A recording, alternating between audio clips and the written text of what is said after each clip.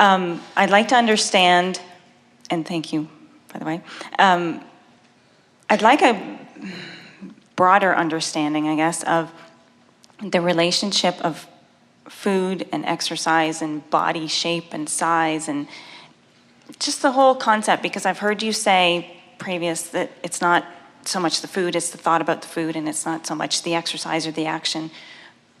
Again, it's in that same realm of what I've been asking. Everything is, we only have one answer. In other words, it turns out that relative to achieving anything, your options are this. You must act in accordance with your belief, otherwise you get angst. Or you have to change your belief, otherwise you get angst. So you either have to offer the behavior in terms of food and exercise that causes you to expect the results you want, or you have to change your belief relative to same. It's one or the other.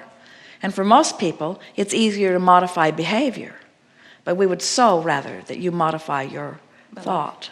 Okay. And it's a matter of sort of trial and error. In other words, it's a matter of just thinking and feeling and thinking and feeling and thinking and feeling and thinking and feeling.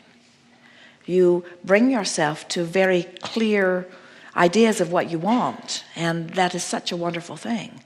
And when you hold to those ideas and then you offer a belief or an action that you have a belief about that challenges that idea, then you feel uncomfortable. And so over time, people who are really determined modify their behavior because it's an easier way of going about it. But now you reached a place of even greater enlightenment and evolution where now you've got I can modify my behavior in order to get what I want. Now I want to get what I want with more flexible behavior. And we say more flexible behavior can only benefit you when you have cleaned up your thought. In other words, that's where that changing the thought comes. Esther talks about this all the time because her entire life she has weighed more than she wants to weigh. And yet she has this lovely relationship with food. They travel around the country and they know where every wonderful restaurant is. And every night of the world, or nearly, is a celebration in some delightful restaurant with some delightful person that they remember from the last time that they are there.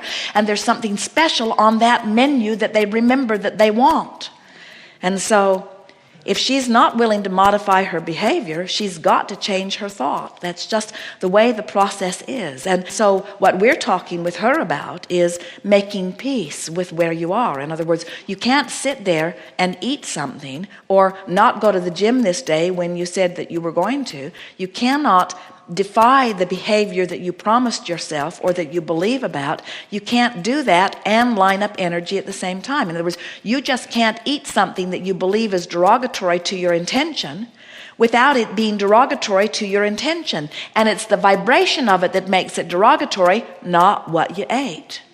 But that's a hard thing to get loose of because you believe in that and have believed in that for so long. And so we think it is a wonderful subject. And for most of you, as you come into this arena of deliberate creation, for most of you, it's one of the last things. Your body is almost the last thing you get control of vibrationally.